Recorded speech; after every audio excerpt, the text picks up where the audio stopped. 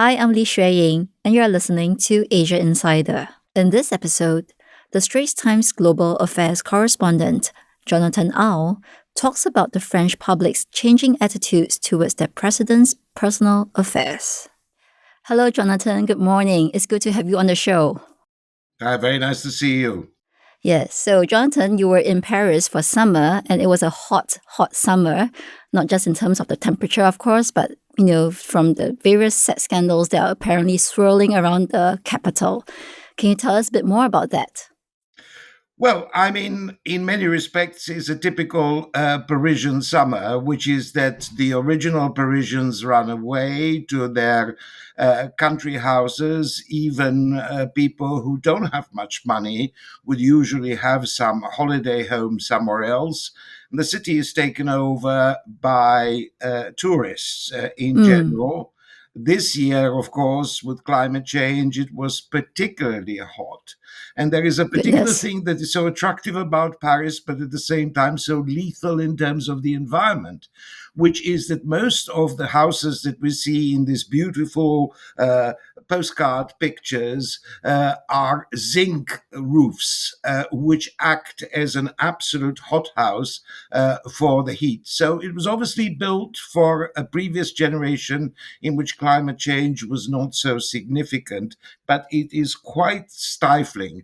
And interestingly, it was stifling in climate change and in climate terms, and it was stifling in political terms. Right.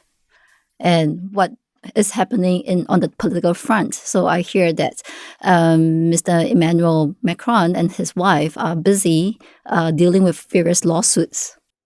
Well, it's very interesting. There were two Mm, things that were sort of immutable rules in France, historic rules that nobody broke. The first one is that there is no politics during the summer. French people don't appreciate being bothered by that in July and August. And the second one was, of course, that the private lives of politicians were out of bounds. This was not something that people discussed. We are used to the English speaking media where every little peccadillo of a politician, every little family story is immediately brought up, either as a titillation or some sort of example of how the politician cannot be trusted. Well, in the case of France, it was quite accepted for over a century that politicians could have mistresses, and yes, there were mostly men, and they could have mistresses and they could do all kinds of things on the side, but provided they had an official family, mm, they could get on as though nothing has changed. Well, this year, the two have changed. First of all, August was a boiling summer, not only in terms of temperature, but also in terms of political passions, with huge demonstrations, blockages in the streets, governments falling, parliamentary debates going on. And secondly, it was this peculiar case of the president and his wife suing an American social influencer and two French citizens in separate cases for this bizarre allegation that the wife of the French president started her life as a man and only changed her gender later on in life. And supposedly this was a plot in which all of France was unaware of. very fascinating. And as you said, the discretions of the French presidents were in the past not a subject of public scrutiny. Why have things changed on that front? Well, I think it's a mixture of things. First of all, and probably the most important thing, is the advent of social media. We tend to forget France was quite a centralized state. State media had a huge amount of influence, electronic media, that is, radio, TV. And the printed media was usually controlled by a small elite, usually billionaires who owned the major newspapers, or in the case of Le Monde, a sort of collective of journalists.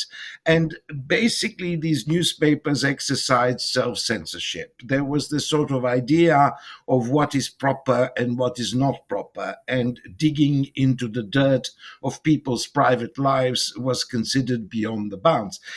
If you remember, only a few years ago, if you talk to French journalists, they will always have an air of superiority compared to the English speaking media. They always say the English speaking media always digs in the gutter. The French media has elevated principles. They run long articles over 5, 6 pages with lots of big words that you needed an encyclopedia to understand.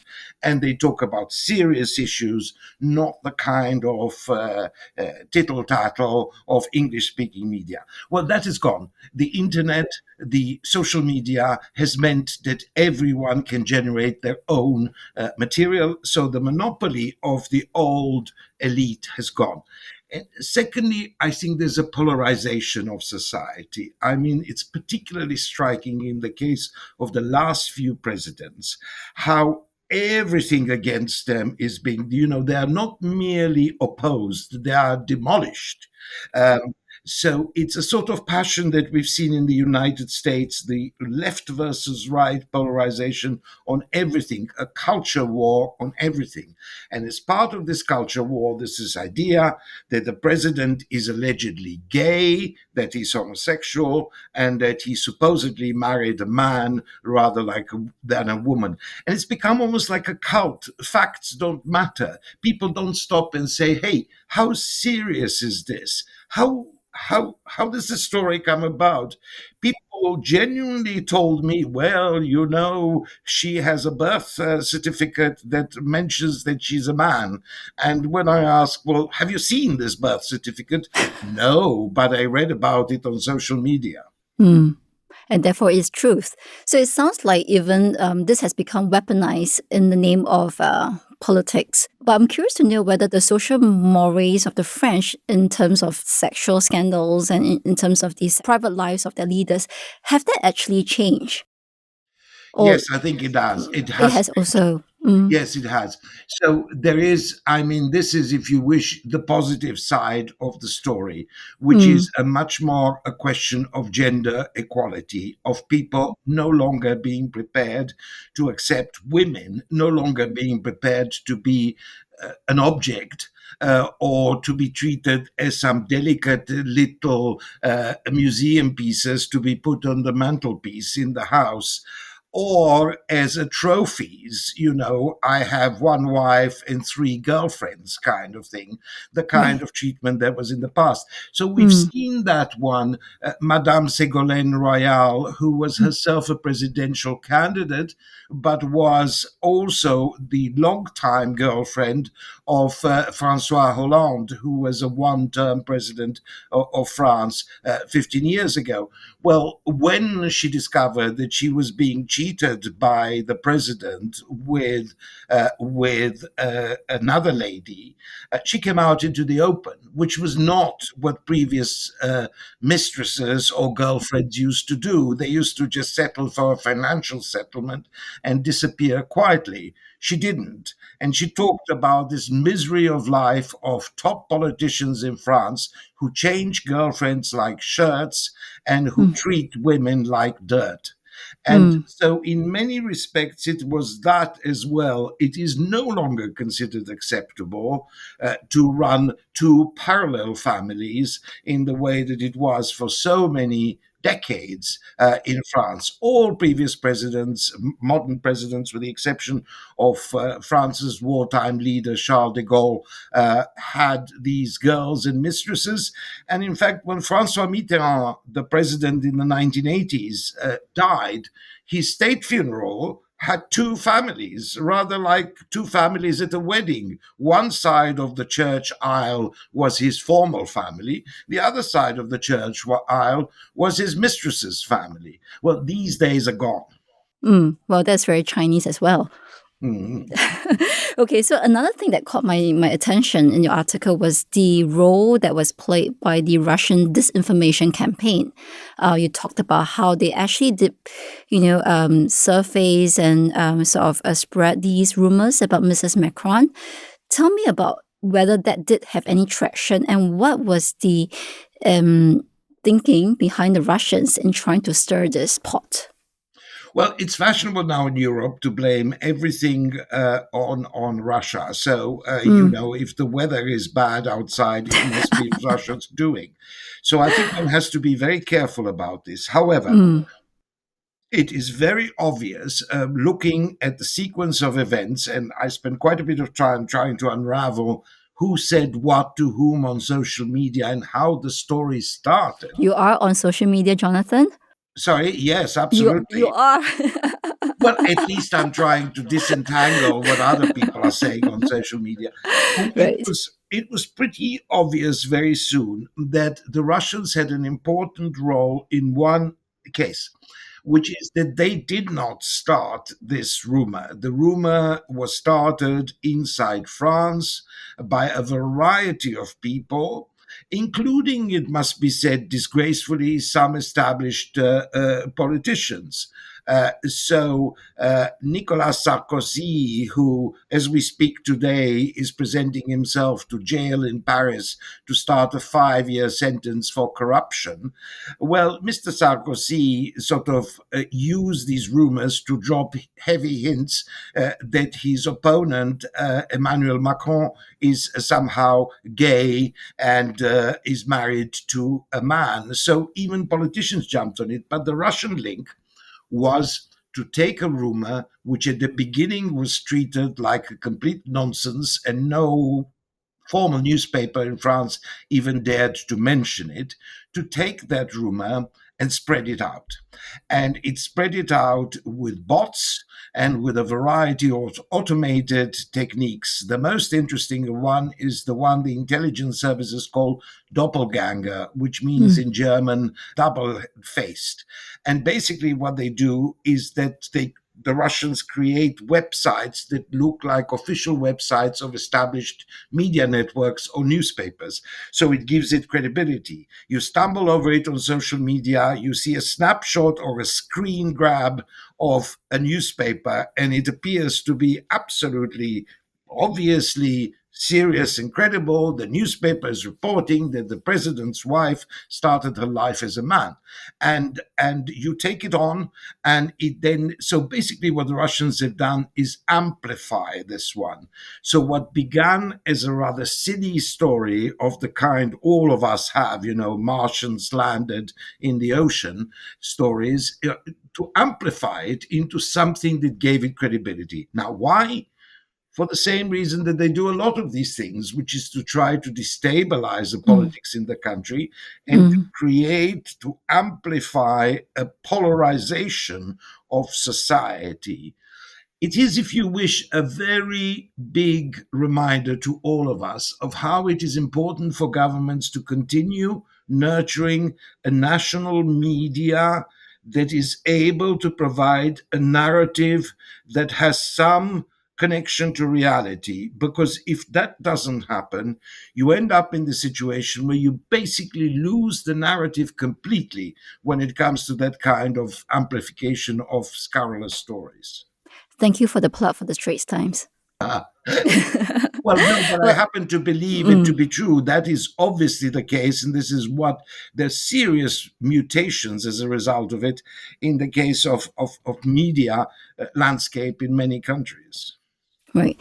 And ultimately, I wonder if all of this is moot, what the Russians are doing and also what the Americans are doing with regards to Mr. and Mrs. Macron. Because now we do know that he's in a bit of a pickle himself with regards to the political crisis that's ongoing in Paris, with the resignation and then the rescinded resignation of his prime minister. Can you just briefly tell our listeners a bit more about that and what's the latest on that front? Well, I mean, Mr. Macron, anyone who has met him, I think, has to admit that he's a very intelligent, well educated man. But he made one cardinal mistake. He destroyed the existing political system in France by coming out of nowhere and winning power in 2017, but he didn't create another political system. So what has happened is that the French political system has collapsed.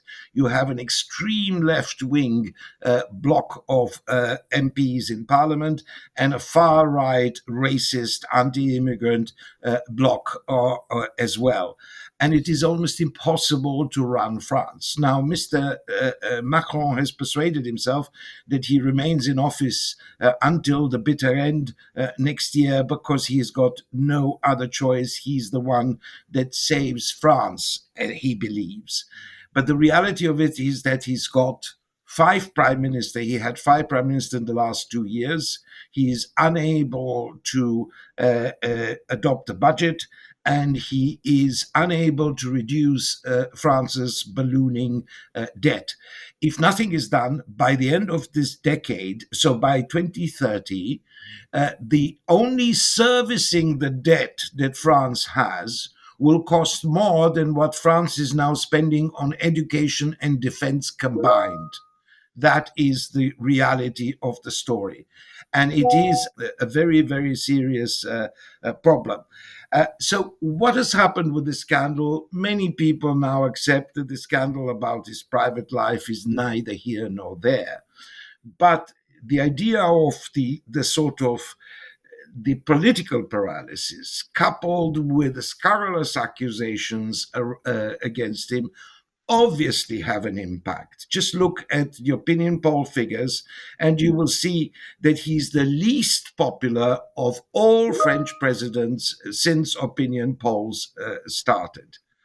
So it is, on the one hand, easy to dismiss these stories as just a bit of idiotic fun. But at the same time, one has to believe that they destroy someone's personality, as all scurrilous stories ultimately do. Well, thank you very much for that, Jonathan, and we will depend on you to keep us updated on the latest. Thank you for coming on the show. Thank you. Well, that's a wrap for Asian Insider. If you'd like to read our column, we have a link in our podcast show notes. You can also sign up for our Asian Insider newsletter. This episode was produced and edited by Faiza Sani. Thank you for listening.